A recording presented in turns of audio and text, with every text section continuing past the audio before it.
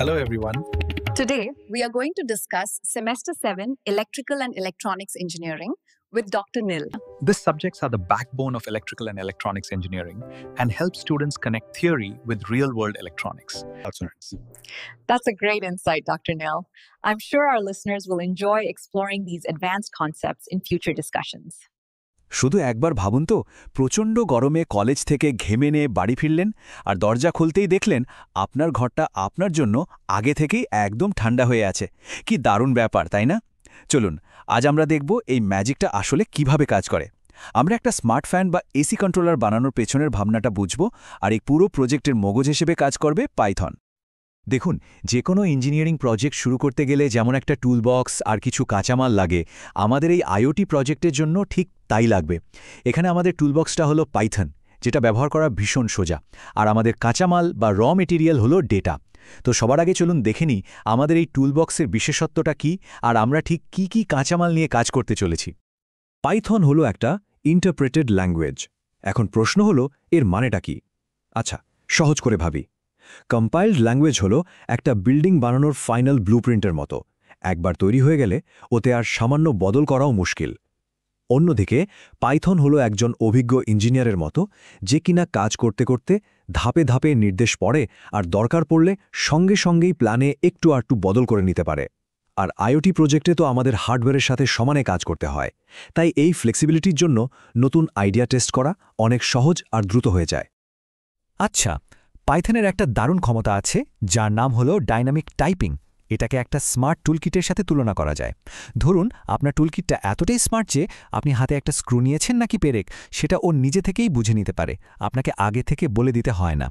পাইথনও ঠিক সেভাবেই নিজে থেকে বুঝে নেয় কোনটা সংখ্যা, কোনটা টেক্সট বা কোনটা কোনো পরিমাপ, আপনাকে আগে থেকে কিছুই বলে দিতে হবে না। আমাদের স্মার্ট এসি প্রজেক্টের জন্য যে কাঁচামাল বা ডেটা লাগবে সেগুলো হলো এই বেসিক ডেটা টাইপগুলো। যেমন ধরুন, এসির নাম লিভিং রুম এসি, এটা হলো স্ট্রিং বা টেক্সট। তাপমাত্রা সেট করার জন্য যে 24 সংখ্যাটা, ওটা হলো একটা ইন্টিজার বা পূর্ণ সংখ্যা। আর ঘরের বর্তমান তাপমাত্রা যদি হয় 28.5, তো ওটা হলো একটা ফ্লোট বা দশমিক সংখ্যা। আর সবশেষে এসি চালু আছে কি নেই সেই স্ট্যাটাসের জন্য ট্রু বা ফলস, যাকে আমরা বলি বুলিয়ান। এতক্ষণে নিশ্চয়ই সবার মনে পড়ে গেছে পাইথনের এই অসাধারণ ক্ষমতা, যেখানে ভ্যারিয়েবলের টাইপ আগে থেকে বলে দিতে হয় না, তাকেই তো বলা হয় ডাইনামিক টাইপিং। আর এটাই আমাদের কোডিংয়ের কাজকে অনেক বেশি ফাস্ট আর সহজ করে দেয়। বেশ, আমাদের টুলস আর ম্যাটেরিয়ালস তো জোগাড় হয়ে গেল। এবার সময় হলো আমাদের স্মার্ট ডিভাইসের জন্য ব্লুপ্রিন্টটা বানানোর, মানে নির্দেশাবলীর একটা সেট তৈরি করার। এই লজিকটাই ঠিক করে দেবে আমাদের ডিভাইসটা কখন কি কাজ করবে, কখন এসি চালু হবে বা কখন বন্ধ হবে। আমাদের স্মার্ট এসি যে নিজে থেকে সিদ্ধান্ত নেবে, তার ক্ষমতাটা আসবে এই ইফ এলিফ এলস লজিক থেকে। এটা অনেকটা একটা থার্মোস্ট্যাটের সার্কিট ডায়াগ্রামের মতো। লজিকটা খুব সোজা। যদি ঘরের তাপমাত্রা 28 ডিগ্রির বেশি হয়, তাহলে এসি চালু করো। না হলে যদি 25 ডিগ্রির বেশি হয়, তাহলে শুধু ফ্যান চালাও। আর এই শর্তগুলোর কোনোটাতেই যদি না মেলে, তাহলে কিছুই করার দরকার নেই। ব্যাস, এই সাধারণ 3টে ধাপেই আমাদের ডিভাইসটা ইন্টেলিজেন্ট হয়ে উঠবে। আইওটি ডিভাইসে অনেক কাজ কিন্তু আমাদের বারবার করতে হয়। যেমন ধরুন, প্রতি মিনিটে সেন্সর থেকে ডেটা নেওয়া। এই ধরনের কাজের জন্য আমরা লুপ ব্যবহার করি। যখন আমরা জানি যে ঠিক কতবার কাজটা করতে হবে, যেমন ঘরের 3টে সেন্সরই চেক করা, তখন আমরা ফর লুপ ব্যবহার করি।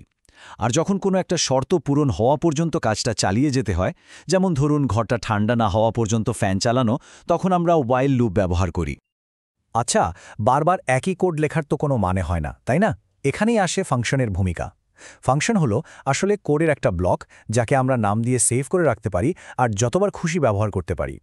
ইলেকট্রনিক্সে যেমন আমরা একটা নির্দিষ্ট কাজের জন্য আগে থেকে তৈরি কম্পোনেন্ট ব্যবহার করি, ফাংশনও ঠিক তেমন। যেমন সেন্সর থেকে ডেটা পড়ার জন্য আমরা একটা রিড সেন্সর ডেটা ফাংশন বানিয়ে রাখলাম, আর যখনই দরকার পড়ল ওটাকে কল করলাম। একদম ঠিক, আমরা ফাংশন ব্যবহার করব। এটা আমাদের কোডকে শুধু পরিষ্কার আর গোছানোই রাখে না, অনেক বেশি এফিশিয়েন্টও করে তোলে। দেখুন, কোনো ভালো ইঞ্জিনিয়ারই কিন্তু সব কিছু একদম গোড়া থেকে নিজে বানায় না। তারা বিশেষ বিশেষ কাজের জন্য আগে থেকে তৈরি করা কম্পোনেন্ট ব্যবহার করে। পাইথনের দুনিয়ায় এই বিশেষ কম্পোনেন্টগুলোই হলো মডিউল এবং প্যাকেজ। চলুন এবার দেখি এগুলো আমাদের প্রজেক্টকে কিভাবে আরও শক্তিশালী করে তুলতে পারে। এই স্লাইডটা কিন্তু বিষয়টাকে খুব সুন্দরভাবে বুঝিয়ে দিচ্ছে। ভাবুন, মডিউল হলো একটা সিঙ্গল কম্পোনেন্ট, যেমন একটা রেজিস্টার। প্যাকেজ হলো অনেকগুলো কম্পোনেন্টের একটা কিট, যেমন একটা সেন্সর কিট, যাতে সেন্সরের সাথে কানেক্টর, তার সব থাকে। আর লাইব্রেরি, ওটা হলো একটা গোটা ইলেকট্রনিক্সের দোকান, যেখানে বিভিন্ন ধরনের প্যাকেজ আর কম্পোনেন্ট পাওয়া যায়। এই তুলনাটা মনে রাখলে আমার মনে হয় না আর কখনো গুলিয়ে যাবে।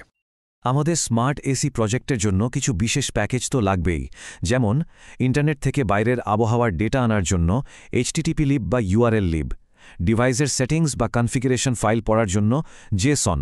আর ধরুন, এসি চালু হলে আপনাকে একটা ইমেল নোটিফিকেশন পাঠাতে হবে, তার জন্য আছে SMTP লিব। এই প্যাকেজগুলো থাকার ফলে আমাদের কাজটা অনেক সহজ হয়ে যায়। হ্যাঁ, এই ধরনের বিশেষ কাজের জন্য আমরা পাইথনের বিভিন্ন লাইব্রেরি বা প্যাকেজ ব্যবহার করব। এর সবচেয়ে বড় সুবিধাটা হলো আমাদের আর নতুন করে চাকা আবিষ্কার করতে হয় না। মানে ইন্টারনেট কমিউনিকেশন বা ইমেল পাঠানোর মতো জটিল কোডগুলো আমাদের নিজেদের আর লিখতে হয় না। আচ্ছা, আমাদের ডিভাইস যে ডেটা তৈরি করছে, যেমন ধরুন প্রতিদিনের তাপমাত্রার লগ, সেটা তো কোথাও সেভ করে রাখতে হবে, তাই না? আর আমরা যদি এমন একটা ব্লুপ্রিন্ট বানাতে পারি যা অন্য স্মার্ট ডিভাইসের জন্য ব্যবহার করা যাবে, তাহলে কেমন হয়? চলুন দেখি ফাইল হ্যান্ডলিং এবং ক্লাসের মাধ্যমে এটা কিভাবে করা যায়। অবজেক্ট ওরিয়েন্টেড প্রোগ্রামিং বা OOP এর মূল ধারণাটা কিন্তু খুব সহজ। ক্লাস হলো একটা কম্পোনেন্টের স্কিম্যাটিক বা ব্লুপ্রিন্ট, যেমন একটা টেম্পারেচার সেন্সরের ডিজাইন। আর অবজেক্ট হলো সেই ব্লুপ্রিন্ট থেকে তৈরি হওয়া আসল ফিজিক্যাল কম্পোনেন্টটা। এই পদ্ধতিতে আমরা আমাদের কোডকে বাস্তব জগতের মতো করে সাজাতে পারি, যা কোড বোঝা এবং ম্যানেজ করা অনেক সহজ করে দেয়।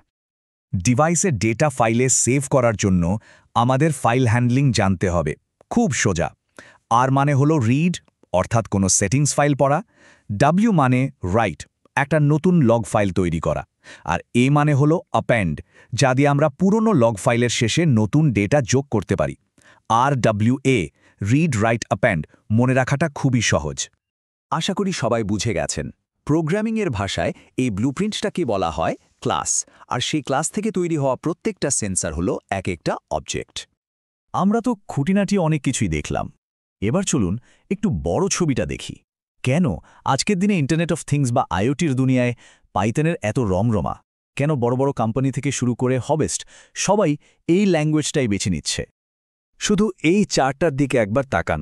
2022 সালে যেখানে প্রায় 14 বিলিয়ন IoT ডিভাইস ছিল, সেখানে 2025 সালের মধ্যে সেটা বেড়ে দাঁড়াবে প্রায় 31 বিলিয়ন, মানে দ্বিগুণেরও বেশি।